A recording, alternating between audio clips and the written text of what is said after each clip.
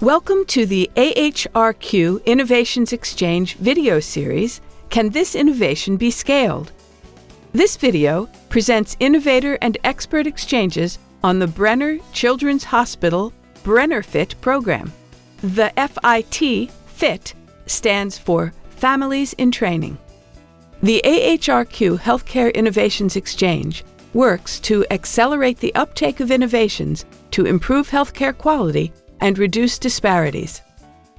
Speeding uptake was also the focus of the Innovations Exchange Roundtable on Scale Up and Spread. Innovators presented their innovations to experts on healthcare services. Experts included Amy Berman of the John A. Hartford Foundation, which focuses on geriatric healthcare;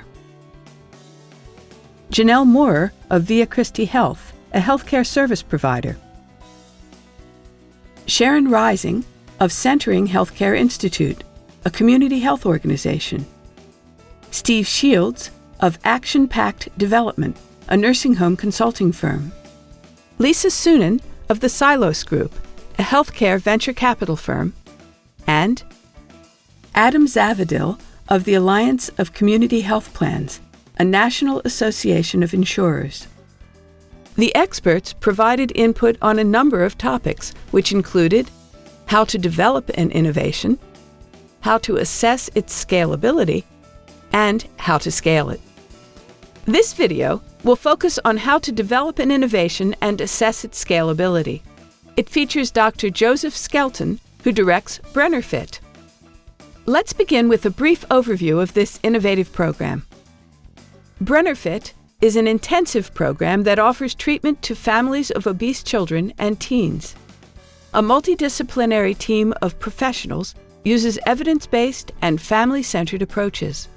Treatment is holistic and addresses influences such as family habits and the home environment. BrennerFit uses several measures to assess its outcomes. For example, evidence indicates that about 2/3 of BrennerFit patients have lowered their body mass index adjusted for age. They also reduced their cholesterol levels and resistance to insulin.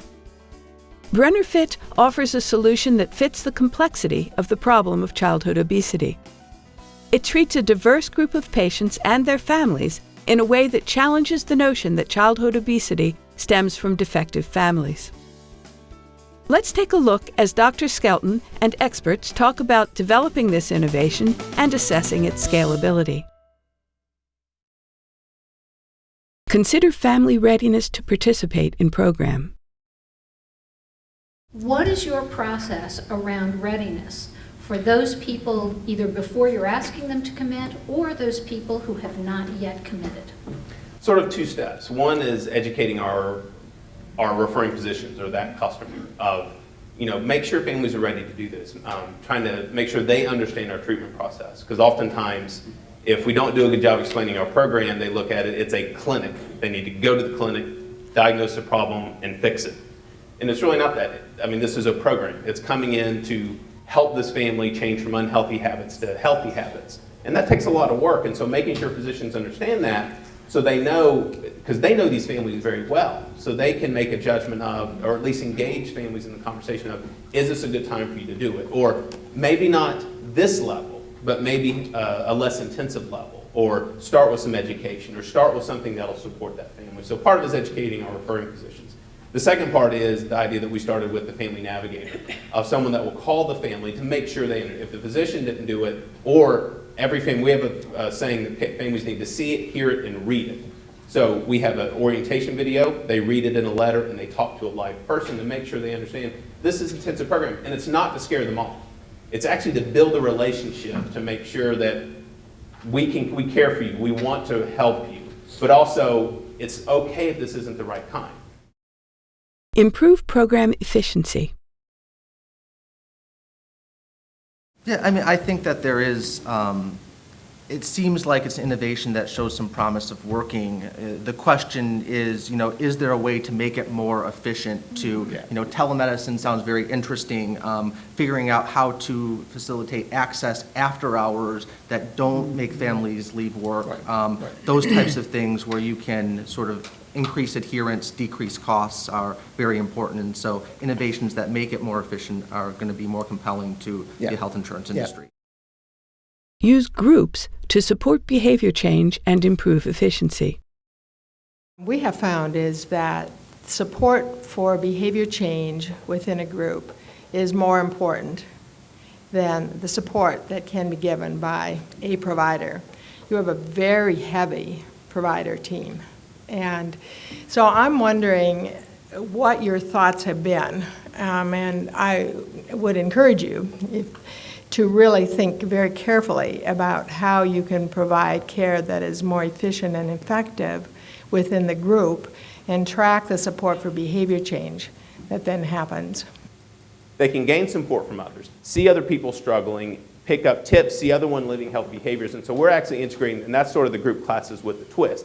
It's not group treatment in the sense of they're working on behavior change, focused on their family with a lot of other people, but we put the educational aspect in a group as well as integrating that support. And that's one thing, what I mentioned to you, is that kids get a lot from seeing other kids struggle. 13-year-old Hispanic boy, that's the last thing he wants to be doing is sitting there with his mom talking to me about his weight and his health and that he's about to go on CPAP. He sees another kid that looks like him, that doesn't play basketball as well as he does, things like that. That can mean a lot. And so that's sort of what the idea, and I use it in the context of being able to spread it. There are themes that emerge, and there will be strategies that one family can share with another that will really extend what you're doing and perhaps eventually decrease the number of providers that are in that team. Because I'm concerned about the long-term sustainability and the cost-effectiveness of this model for a problem that is so multifaceted. Mm-hmm. And so just some of my thoughts about that. Clarify and communicate program benefits. If I was a source of capital for you, whether it was from a foundation or an investor, I would not feel clear enough about the depth of improvement, because I'm not seeing enough stats here that tell me, that it's been improved and there's satisfaction among families. Well, does that mean I lost 4 pounds? Does it mean I lost 500 pounds? We look at it in two ways when it comes to weight change. We look at it as what percentage of people are we having success with, and then what is overall success, overall decrease in their weight status, and then within those that are successful and not successful. It's really kind of hard to talk about with kids because kids are growing. It's actually almost impossible to put it in context of adult weight loss, but a 1 pound weight loss in a 4-year-old is more like a 10 to 20 pound weight loss in an adult because kids are always growing. And so we talk in this very abstract number called BMI-Z score, which is a big struggle in talking to families and other doctors even about that, because they may talk about decrease in BMI, but oftentimes what they want to see is, well, what's the pound weight loss? And that's just not an accurate marker of weight loss until you get into the teenage years. Thank you very much for this. One potential soundbite on trying to explain this is perhaps if you can explain for a similar group of children who did not go through this kind of program, what would be their trajectory? Mm-hmm. Because I understand, so that could be one way. And another way would be is if you can, hopefully not do it yourself, but if you can find research that does say that for every, 2 pounds that the child doesn't gain, or whatever the statistic is, we can demonstrate that, their chance of getting diabetes is reduced by X amount, which will translate to X amount over the next 20 years.